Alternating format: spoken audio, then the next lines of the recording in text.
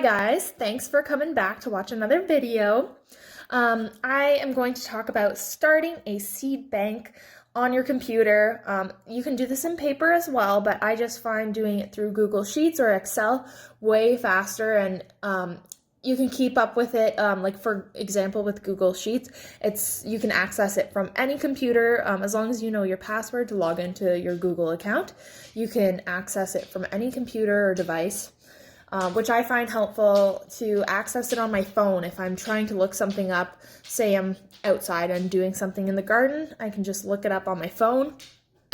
I also track my indoor plants. I sell indoor plants, tropical plants. I track that through Google Sheets as well. But today we're just going to be talking about our seed banks for outside plants like vegetables, lettuces, tomatoes, flowers, etc.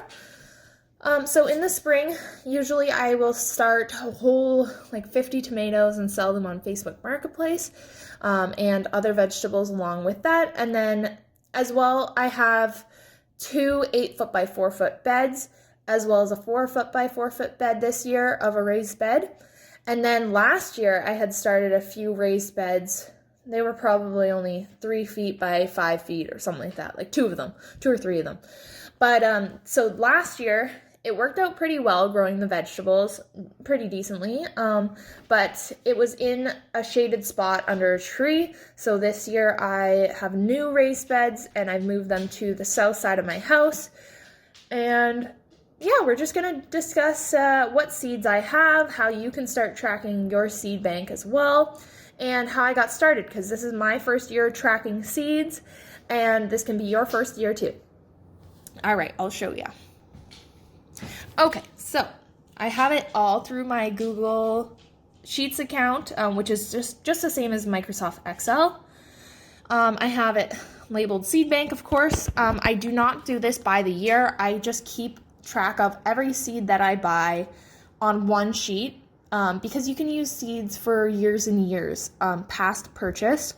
The germination rate will drop, but say it takes 10 to 15 days to germinate, then as years go on, it will just take a few more days, or the germination rate maybe will drop from 90% to 75% kind of thing.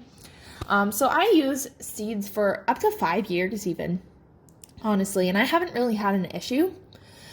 Okay, so I'll just show you how I laid out my spreadsheet. You can lay out your spreadsheet any way you'd like, as long as you include the important information that's important to you. So for me, I put the type of seed it is, the year that I bought it, the sprouting time, so from the time that I put it in a paper towel and put it in a dark corner kind of thing, it will take 7 to 15 days for tomatoes, for example. And then I also included the bloom period, or the length of maturity. So since I grow so many different types of tomatoes, I want to know which ones will fruit first, and which ones will grow the quickest, especially because I sell them as well. A lot of people really like the patio type tomatoes that are, they just grow to a 2-foot length, and they're really quick to mature, 50 days or 45 days or something really fast. So for those that like heirloom tomatoes, I just like to warn them, okay, this certain type of tomato is rare, such as the black Krim, but it will take longer. So I will start it indoors sooner, usually, because for example, this tomato is mostly 6 to 8 weeks of length to start indoors. So if it takes 60 days for, say, this one here is 65 days for this one, then 75 days for this one, which is one of the longest ones next to the 80-day one, I'm going to start those indoors at 8 weeks before the last frost, and then maybe the 65-day one I'll start at 6 weeks before the last frost, if I have the space, if I don't start them all at once kind of thing. I also find it important to know the spacing between the plants, because I want to make sure that I'm maximizing the plant's health. I don't want to put them too close together so that it stunts the growth of the plant, or that the fruit is too small when it actually blooms. If I have slicer tomatoes that I'm growing, for instance, I want to make sure those are nice big tomatoes. If they're cherry tomatoes, I don't mind putting them closer together because they're going to be tiny anyway. I put the source that I bought them. This is mostly so I know, say for example, the rare heirloom tomatoes, I want to know where I sourced them from. If it was Baker's Creek, most of the time is where you can get those rare ones. If it was somewhere local, like William and Dam Seed is a Canadian company, so if I'm able to find rare seeds like the black currant tomato, which is where I bought my tomato at William and Dam, I'm going to buy from them because they're Canadian instead of the Baker's Creek, which is American. And then of course I want to track the price just so I know that I'm breaking even or making a profit on my sales in the summertime. And then I'm getting all my money back that I've invested into the seeds. And for me, so say you don't want to include all this information, like this is a lot to put down if you have the time to make a seed bank so detailed. You can also include more information, but for me, I don't find the rest of the information important, like the temperature it needs to be or the depth of the seed when you're planting it. I don't find that very important, so I didn't include it in my seed bank. For me, if I had to boil it down to what I found the most important, I would probably say the date that I purchased it is important, the length of maturity for the seed to fruit or to flower, and whether I should start it inside or direct sow it outside is probably the most important things for me. If I had to pick something to, like, other things to eliminate and I could only have certain categories, a small number of categories, those 3 categories would be important for me. Because the rest of it, I can kind of just guess the depth of the soil. I can guess that it's probably going to be 6 to 8 weeks to start indoors, as most plants are. But I do want to know how long until I can harvest the fruit or vegetable or flower. And when I purchased it, so I know the germination rate will be like bad or good kind of thing. And then also, along with that, so for me personally, I'm doing a square foot garden with raised beds. I want to know, do I need extra, I want to know what I want to plant. So I have quite a few varieties of flowers, quite a few varieties of vegetables. So for me this year, I'm going to do one 8-foot by 4-foot bed of just flowers, one 8-foot by 4-foot bed of just vegetables and fruit, and then I have a 4-foot by 4-foot bed that I'm going to do herbs. So I don't have many herb seeds, so I know I have to purchase that this year. I'm going to write that down on my purchase list. I'm going to look up the square foot gardening, how many plants I can have per square foot, just to maximize my space. I'm going to write down all the items that I want to grow per bed. So here, I'll show you here. So my flower bed, I have 8 listed, and then my vegetable garden, I also have 8 varieties listed. And I know I'm going to do 4 feet rows. So for example, the Butter King lettuce, down here in the square foot gardening plan, it says that I can put 4 lettuces per square foot. So I'm going to have a whole bunch of lettuce. I don't want to put all 4 square feet of lettuce at once. I'm going to germinate them every 2 weeks so that I have a continual supply of lettuce, because I cannot eat like 20 heads of lettuce in 1 week, everybody. So just planning like that. It will be 1 square feet by 4 feet back for each variety. But for things like the tomatoes, those grow all season long, and then they start to be able to harvest after 60 to 80 days, somewhere in there. And then as you pick them, they continue to ripen.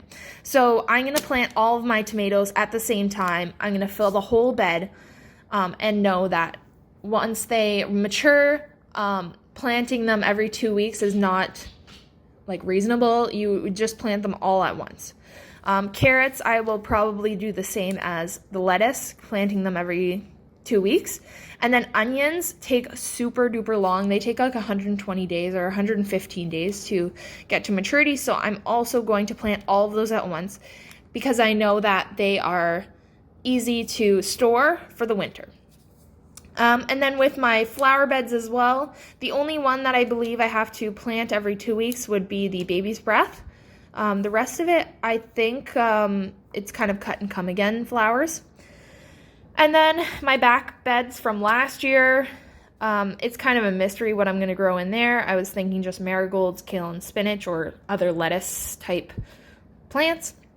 And then my herb beds, I don't have the seeds for them, so I know that I'm going to have to go to the store or order online these seeds to be able to have the herb bed for this year. And I'll probably just go to Walmart, honestly, because most of these herbs will just be going to my rabbits and chickens anyway, because we don't really use that many herbs unless they're dried herbs. Then at the end of the summer, I will be collecting most of the herbs for our kitchen use to dry myself and then grind up. And then, yeah, this is just like a little summary of what I have, how many I can plant per square foot. And I'm not going to write down varieties of fruits and vegetables that I don't own, because that's just a waste of time, in my opinion, if I don't have the seeds. So hopefully that helps you guys. Just start your own seed bank, prepare for what you need for the year to start. And it's not too late. It's only February. Like, it's coming up on February 1st soon. So personally, I think until 4 weeks before the last frost, you have until like mid-April, basically 4 to 6 weeks before the last frost. Here in Ontario, our last frost date, or generally when people put things out, is the May 2-4 weekend. So you have all the way until mid-April here in our zone 5 to start your seeds. So you have plenty of time to plan and figure out what space you have available, what you can do if you want raised beds, if you want to do in-ground, all of that stuff, especially if you're starting your first garden this year. And then also you want to think about what other equipment do you need to start seeds. So if you're doing seeds that don't need to be started outside and you want to grow them inside first, do you need extra soil? Like, do you have enough soil to fill the trays? Do you need extra perlite or compost if you're making your own soil instead of buying like Miracle Grow seed starter soil? If you're making your own, you're going to want to buy perlite from Home Hardware, is where I've sourced mine since the nurseries are closed right now. I found Home Hardware, they have a decent sized bag for like $10 or $8.99 or something. Where you want to buy, so if you're ordering seeds, you might want to order seed trays or replace seed trays that you already have that are kind of cracking or broken, or replace them with sturdier seed trays, which is what I did this year. I got pretty sturdy, heavy duty ones. And then if you have artificial lighting and you need extra shelvings, if you're since I'm expanding my seed growing, I did need an extra shelf, but I already had a greenhouse shelving kit from last year that I used to grow my indoor plants, so I just used that. But if I didn't have that, I would have to order it on Amazon or go to Walmart and find a storage shelf, or Kijiji or Facebook Marketplace, something like that. Think about if you're using artificial lighting or if you're using natural lighting, if you're going to be growing your seeds on a windowsill or the shelving unit, as I mentioned earlier. Just things like that. Right now, it's only February. As I said, you have till mid-April to start your seeds. So just start to think about these things while you're doing your seed bank. Think about what you want on your wish list, what you have that maybe you don't even want to grow at all. Like, I had a few seeds that I thought, why the heck did I buy these? Like pumpkins and stuff. Pumpkins, squash, we don't ever eat squash. So why did I buy squash? So then I ended up selling those seeds, and I actually made pretty good money considering it was already an open packet. It was just some girl that wanted to do an experiment in her garden, so that worked out for me. And just think about those things during this month of February before you start getting serious kind of in March about what you want. If you are ordering online, make sure you're doing it soon, because shipping is delayed right now in Ontario, as well as probably a whole bunch of people. Like last year there was a seed shortage, so I don't know if that will happen this year. Because we have the Stay at Home Act still going on, and it's coming up on March again, where the Stay-at-Home Act is still going on, I'm going to imagine that people are going to go a little cuckoo and shortage all the seeds again. So, yeah, just think about those things. Start tracking your seeds, see what's important to you, the information that you want to know.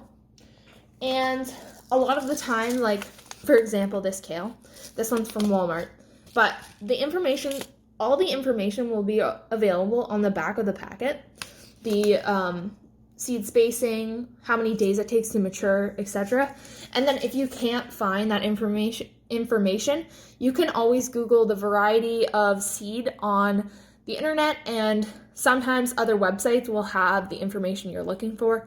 For example, one of my Baker's Creek seeds packets didn't have any information about the length of maturity, so I just looked it up on a different website, on the OSC website, Ontario Seeds Company, and they had the information that I needed. So I just put it into my little Excel, and that's it. Anyway, thanks for tuning in, and I hope this helps you start your 2021 garden off right. Thanks. Bye.